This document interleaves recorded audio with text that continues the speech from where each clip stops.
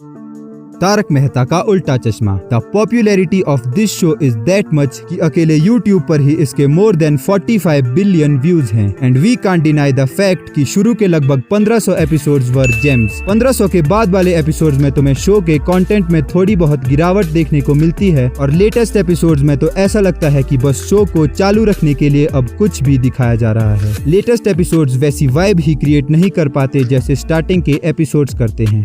तारक मेहता का उल्टा चश्मा के पुराने एपिसोड्स मैं जितनी चाहे उतनी बार देख सकता हूँ।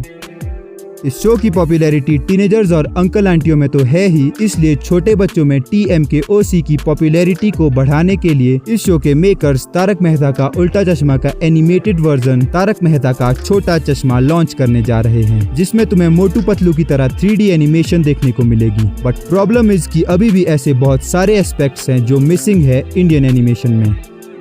Problem with Indian cartoons. अगर तुम एनिमे देखते हो तो तुम्हें पता होगा कि इंडियन कार्टून्स और एनिमे का कोई मैच ही नहीं है। ये एनिमे क्या है? इन सिंपल वर्ड्स, जो कार्टून्स जापान में बनते हैं उन्हें एनिमे कहा जाता है। एनिमेशन की short form anime.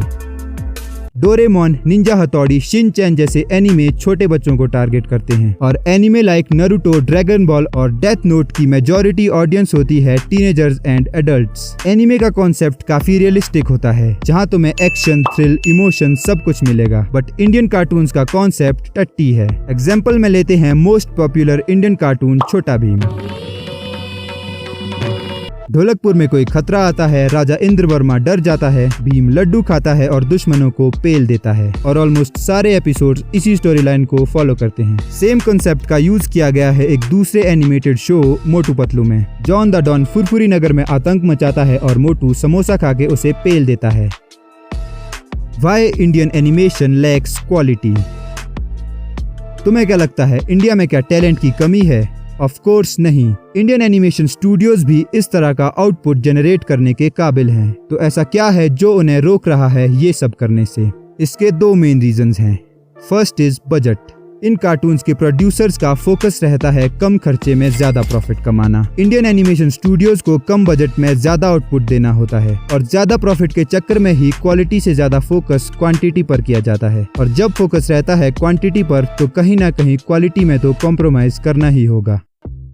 Second is perspective.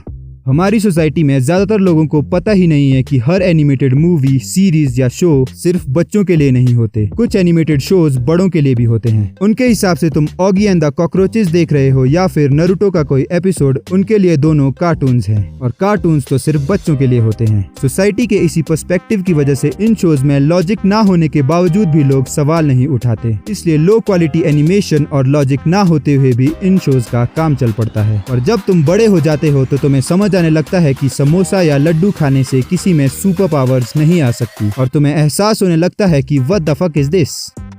इस पॉइंट पर तुम कह सकते हो, पहले अपनी एनिमेशन तो सुधार। मैं जो भी ये थोड़ा बहुत काइन मास्टर और स्केच बुक से करता हूँ और मेरा कैरेक्टर भी मैंने थोड़ा बहुत इम्प्रूव कर लिया है और आगे भी तुम्हें इम्प्रूवमेंट्स देखने को मिलती रहेंगी। What we can expect from upcoming Taarak Mehta Ka Chhota चश्मा। शो के ट्रेलर से साफ साफ पता चलता है कि विदाउट एनी डाउट इसकी टारगेट ऑडियंस बच्चे ही हैं, छोटे छोटे। और एनिमेशन में सेम मोटू पतलू की तरह 3D एनिमेशन का सहारा लिया गया है। और अगर तुम तारक मेहता का उल्टा चश्मा को काफी टाइम से देख रहे हो तो तुम छोटा चश्मा के कैरेक्टर से सेम तरह से कनेक्ट नहीं कर पाओगे जिस तरह से तुम मेन शो के कैरेक्टर से कनेक्ट कर पाते हो, क्योंकि ट्रेलर को देखकर लगता है कि कैरेक्टर्स थोड़े से हटके हैं ओरिजिनल शो के कैरेक्टर्स से और उनको वॉइस देने वाले लोग भी अलग हैं। एग्जाम्पल, जेठालाल के कैरेक्टर को वॉइस दिलीप जोशी जी ने नहीं किसी और ने दी है और ये चीज आई थिंक सभी कैरेक्टर्स पर अप्लाई होती है। और टारगेट ऑडियंस क्योंकि बच्चे ही हैं तो शायद टीनेजर्स और एडल्ट्स उतना एंजॉय नहीं कर पाए इस शो को। मैं कोई हेट नहीं दे रहा ना इस शो को और ना ही बाकी इंडियन कार्टून्स को, ये सिर्फ थोड़ी बहुत ओपिनियंस है मेरी। ऑफ कोर्स मैं भी चाहता हूँ कि इंडियन एनिमेशन इंडस्ट्री भी तरक्की करे और एनिमे को टक्कर देने लायक कंटेंट बना सके। वीडियो में इतना ही। यहाँ तक पहुँच गए हो तो यू आर ऑसम। अगर आगे भी मेरी वीडियोस देखना चाहते हो तो सब्सक्राइब करो और मैं मिलता हूँ अगली वीडियो में। सब्सक्राइब और लाइक कर देना अगर वीडियो पसंद आई हो तो।